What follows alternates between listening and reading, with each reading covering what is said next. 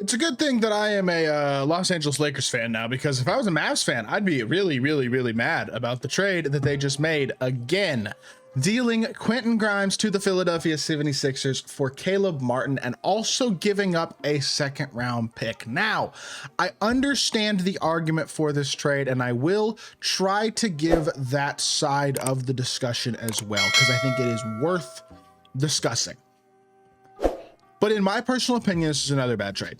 I really think Quentin Grimes, Caleb Martin, honestly pretty similar players. I think Grimes is the better player, and I'm going to explain why that is. I understand the years of control argument for Caleb Martin, and we'll get more into their contracts here as the video progresses, but it is hard for me to argue for this deal again, and maybe it's just my frustration about the Luka deal, as probably most Mavs fans are, but this feels like another one of those deals that is made very much with, number one, the short-term mind, which seems to, I guess, be the goal of this team, but also just with no regard for the fan base whatsoever, is my opinion. So another big trade, not obviously a earth-shattering, league-breaking trade, but in conjunction with the Luka Doncic trade, another deal for the Mavs that I personally think they lose on. And look, giving up a second round pick on top of Quentin Grimes for Caleb Martin isn't a deal that makes a lot of sense to me. It's just not, because let's first and foremost, let's just compare the two players this season and let's discuss what the differences are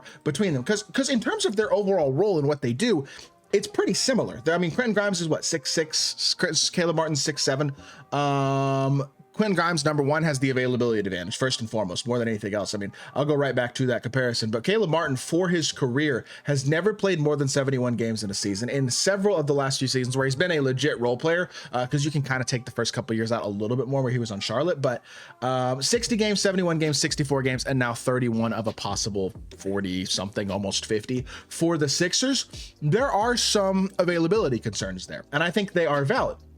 Number two, for his career as a three-point shooter, he's a 35.6% shooter a couple years ago, 35%, and then 38% this year on less attempts a game, but overall pretty high level efficiency. He was 41% 4 seasons ago.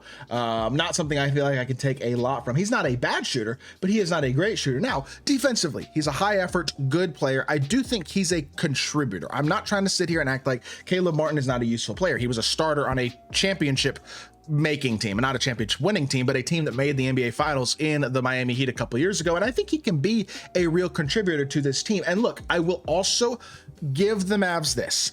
Max Christie, in his addition to the Mavs, is kind of a redundant player to Quentin Grimes. Pretty similar skill sets. Christie is the slightly more athletic player, I would say, although Quentin, don't sleep on his athleticism. That dude's got bounce. He had one of the most impressive dunks this season, last week or the week before.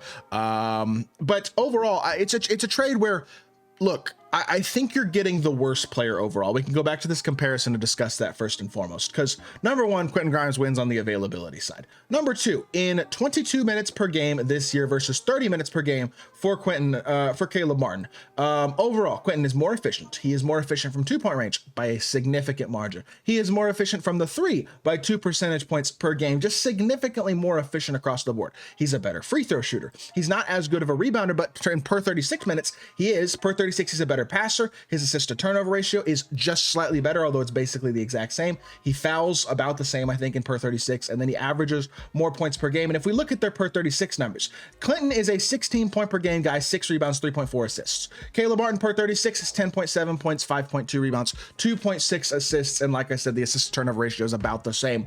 Quentin is a better player in a very similar role.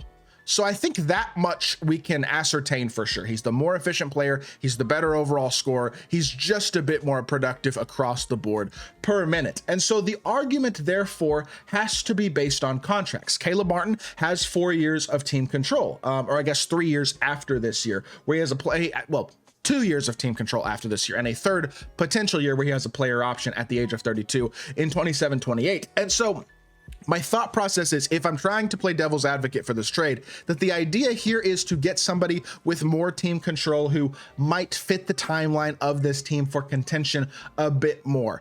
And I guess I understand the argument there, because you do have multiple years of team control in your perceived championship window at this point of this year and probably the next 2 years, 3 max, something along those lines. Again, that is assuming that Kyrie is willing to sign an extension with this team. Thus, still, he does have a player option this summer. He could opt out.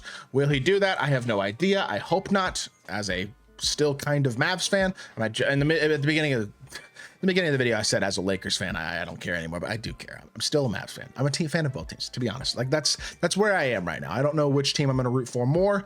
I think this season it's probably Lakers. Like if Mavs versus Lakers played in the final, in the playoffs, I'm probably going to root for the Lakers. But in the future, I'm sure my allegiances will shift more and more towards the Mavs. It's Nico Harrison. That's the reason I don't support the Mavs, and I've already talked about that in multiple videos. Nico is just spitting in the face of this team.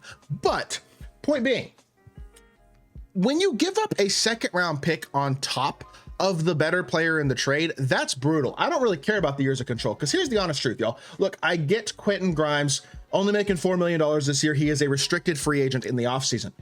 He's a restricted free agent. And look, he's a very talented player, but this is a player who I think you could re-sign for $15 million a year. And I personally would rather play the younger, more talented player, going to be 25 next season, $15 million a year, than I would pay the 30-year-old next season, $8.5 million a year, who's not as good of a shooter, not as efficient across the board, not as athletic at this point in his career. Probably very similar defensively, not quite as impactful as a playmaker or a rebounder or a scorer in general. Just overall, there's a lot of different reasons that Quentin Grimes is the better player. And look, I think having two guys like Max Christie and Quentin Grimes as those small forward shooting guard type options who are just versatile, high level athletes and efficient players, those are super useful players to have, and being able to have one of those guys at least on the court at all times for the Mavs was something I was actually looking forward to for this team. And while I don't think Caleb Martin is a bad player, I think, again, just like trading Luka, you're downgrading your roster, still getting a good player, but an older player who is not as good. And team control, to me, does not justify a deal like that, especially when you are the team that is adding that second round pick as well. That's just not acceptable to me. And it's the same type of deal again, where I feel like the Mavs are just going backwards, is the honest truth in my opinion. Is it the most egregious trade ever? No. But this, in conjunction with the Luka trade a couple days ago, and with the direction that it seems like Nico Harrison is trying to push this team in, where it just does not care at all about the fans, not to mention Quentin Grimes was quickly becoming a fan favorite. Man, fans loved him as well. So you're going to trade him away as like, it seems like Nico Harrison is intentionally trying to piss off the fan base. That's the only explanation that I have. And it makes me think, again, that they're going to try to move to Vegas. Like, I feel like they're trying to damage their fan base so they can move to Vegas in a couple of years. That's what it feels like. That's honestly what I'm thinking at this point. I don't understand the strategy for this team. And I do think realistically, you're looking at a team that in 2 or 3 years will probably be bad. And they've killed their future to satisfy the present that, in my opinion, hasn't gotten noticeably better. I don't think the present is significantly better than it was, but the future is clearly significantly worse. The fan base is significantly more pissed. It doesn't make sense. I don't have an explanation for it, and this trade does not improve my standing or my thought process about this team and the direction that they're going. That's all I'm saying. With that being said, that is going to do it for the video. I hope y'all did enjoy. If you did, make sure you hit that like button, leave a comment, and subscribe. I'll be back with more NBA content very, very soon. I appreciate y'all. Peace.